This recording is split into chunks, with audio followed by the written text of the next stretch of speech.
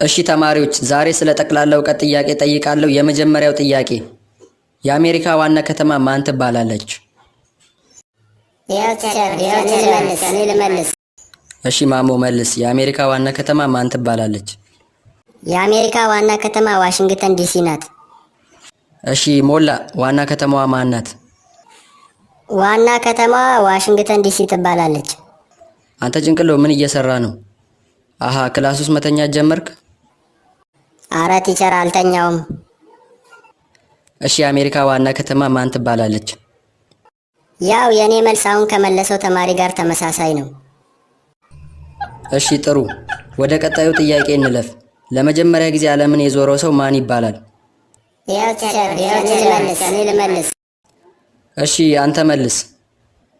ለመጀመሪያ ጊዜ ዓለምን የዞረው ሰው ማጄላን ይባላል። እሺ አንተ ጭንቅሎ መልስ። ያው የኔ መልስ አሁን ከመለሰው ተማሪ ጋር ተመሳሳይ ነው። በጣም ነው እንዴ ብልጥ የሆንከው? ቆይ ችግር የለም። እሺ ለመጀመሪያ ጊዜ ጨረቃን የረገጠው ሰው ማን ይባላል? ጭንቅሎ ራስ መልስ። ያው የኔ መልስ አሁን ከመለሰው ተማሪ ጋር ተመሳሳይ ነው። እንዴ የመጀመሪያው መላሽ እኮ አንተ ነህ። አሃ እሺ የኔ መልስ ከኔ ቀጥሎ ከሚመልሰው ተማሪ ጋር ተመሳሳይ ነው።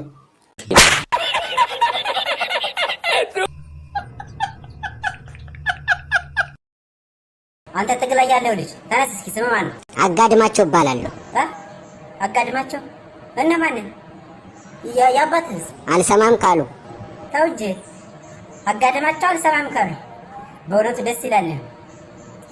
ኮንትሮባንድ ምንድን ነው? ኮንትሮባንድ ኮንትና ሮባንድ ከሚሉ ሁለት የግሪክ ቃላት የመጣ የላቲን ቃል ሲሆን ኮንት ማለት ኮንታ ማለት ነው።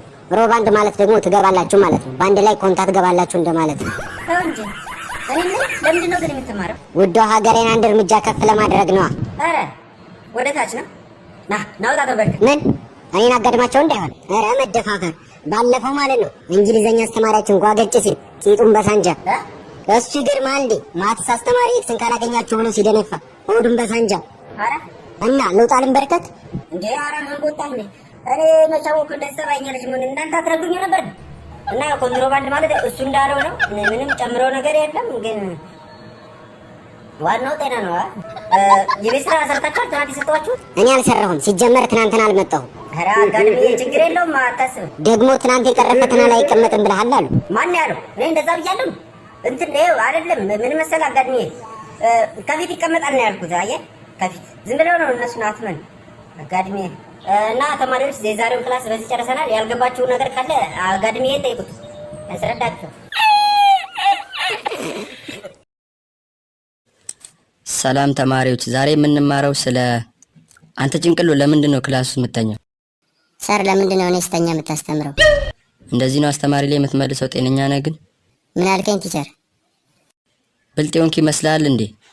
እሺ 2 ሲደመር 2 ስንት ነው? 2 ሲደመር 2 4 ነው ቲቸር። 4 ሲደመር 4 4 ሲደመር 4 8 8 ሲደመር 8 16 16 ሲደመር 16 32 128 ሲባዛ በ6 ሚሊዮን 768 ሚሊዮን። እሺ ከሚከተሉት ውስጥ እውነት የሆነ የቱ ነው?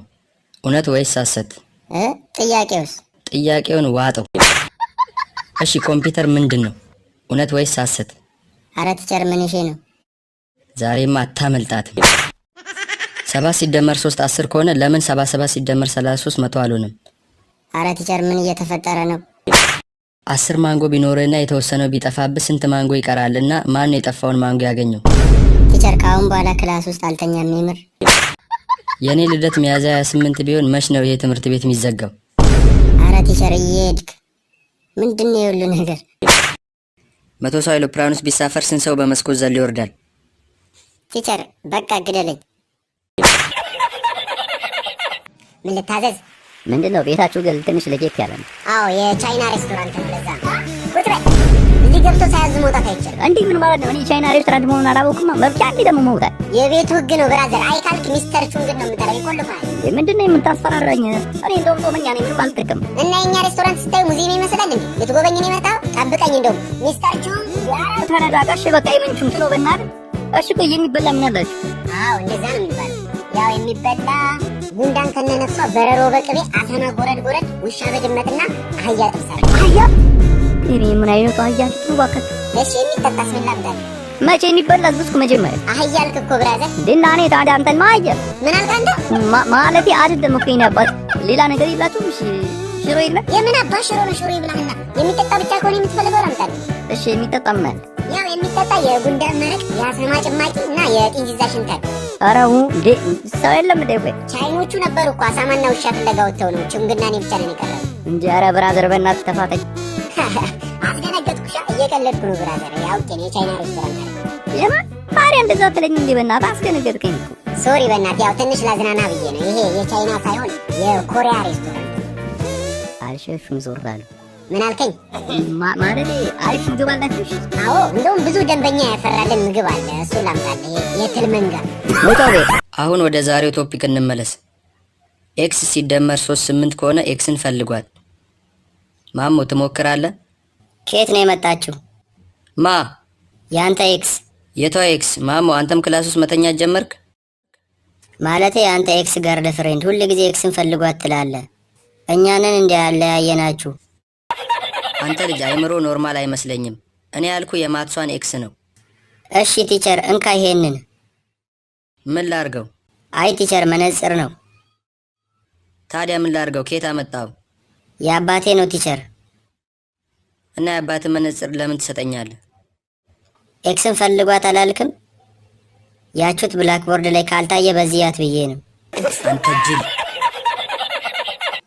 እሺ ተማሪዎች ዛሬ ጥያቄና መልስ ነው። ለምጠይቀው ጥያቄ በትክክል ለመለስ 10 ማርክ ቦነስ ይሰጠዋል።